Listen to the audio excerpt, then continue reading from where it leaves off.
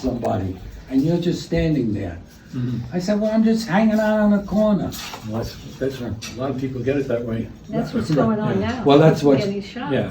But times Like, have don't they changed. do that? Yeah. They didn't do that when I was No. growing up. No. Nobody carried a gun when I was growing Or up. shot indiscriminately, like you have no Right. chance of hitting the person you really want to hit. Yeah, you look at the camera, you know, like, how was the Second Amendment then argued then?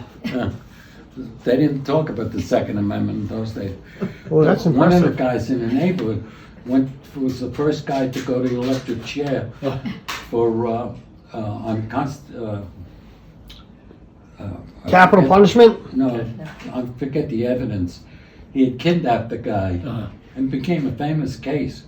He was Really? Ukrainian. He Okay. came from a Ukrainian crime family. Oh, okay. Yeah, And in tough. fact, his younger brother went out with my cousin. Okay. And so he was a wise guy. He'd give us money, you know. And so one day he beat up a guy because he was looking at my cousin. So my cousin, Anna, just broke off with him. She said, I don't want to have anything to do with the best thing that ever happened to him. Sure. Yeah. Anyway, those are the kind of people Oh, we yeah. grew up with in the neighborhood. Luckily, you know, I was lucky. I went one way, they went another way. And the neighborhood was what, 6th Street? What was the Well, neighborhood? first I grew up on Fifth Street between Second and First Avenue. Then we got poorer and we went to Fifth Street between A and B. Then we got even poorer and we went to Fourth Street and the Bowery. That's where we know you. Now they used to come, it was Yeah. a tenement, we had no heat, we had a bathtub in the kitchen, and Yeah, I remember Why did you that. get poorer? Because of health? no money. No, but why wouldn't you My make it father more? wasn't making any money. Uh-huh. And It that was was the across, It was the depression, depression. a lot of depression. that was across the street from the museum. There was a museum That- there, yeah. that's a- And the old- they did a special on That's a that. wonderful museum. Yeah. Oh, There's the an old town. merchant's house on Fourth Street between Third Avenue and Lafayette. It's been there for 150 Oh, yeah. years at least. And we used to go hang out with the person that ran the place. It's a wonderful old, if you want to see an old building the way it Yeah. was 150 years ago, Uh-huh. the old merchant's house. Leo said, no, I can't do that, but my friend John LoCicero can do it. So I said, fine. So he recommends me.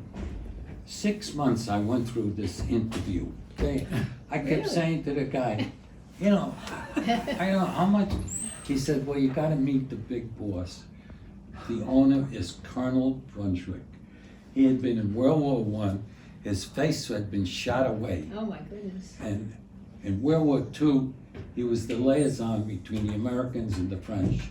And he was a close friend of de Gaulle's. And he started this business. And so finally I get to meet him. And he interviews me. And he said, well, I like you. He said, I'll give you 6 months to straighten this department out. And I was making $90 a week. And so I figured I'm gonna get a raise. So it said, I'll give you $90. I said, well, that's what I make now. He said, take it or leave it. So the manager of the company and the nephews sees the look on my face. They said, what's the matter? I said, he's offering me $90. So I said, you know what? I'll take the job. I wanted Sure. to prove Yeah. that I could do it because this was a step up for me. I get the job. In 1 month, I straighten the place out. He knows that I like politics. He's a conservative. I'm a Kennedy person. And he's invited me to lunch. And all of a sudden, I'm in with the big boss. And he would take me to lunch. And one day, I'd gotten money, $2,500 from my other firm. And I went to dinner with my wife and the guy, the artist and his wife. Yeah. And we went to the top of the Sixes. So the next day I go in, I said, oh, Colonel, I was at the top of the Sixes. I had a great meal and I had sparkling champagne for wine. He says, oh, only WASP, only Anglos drink that.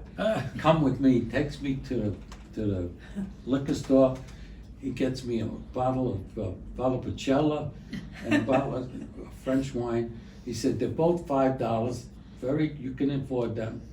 Those are the wines you should drink. And he enjoyed me because That's great. I would, You liked your, you know, you were Yeah, they smart. come- you liked- but the best story is, they had a pension, Oh. and no one in the company liked it, because it was really an insurance policy.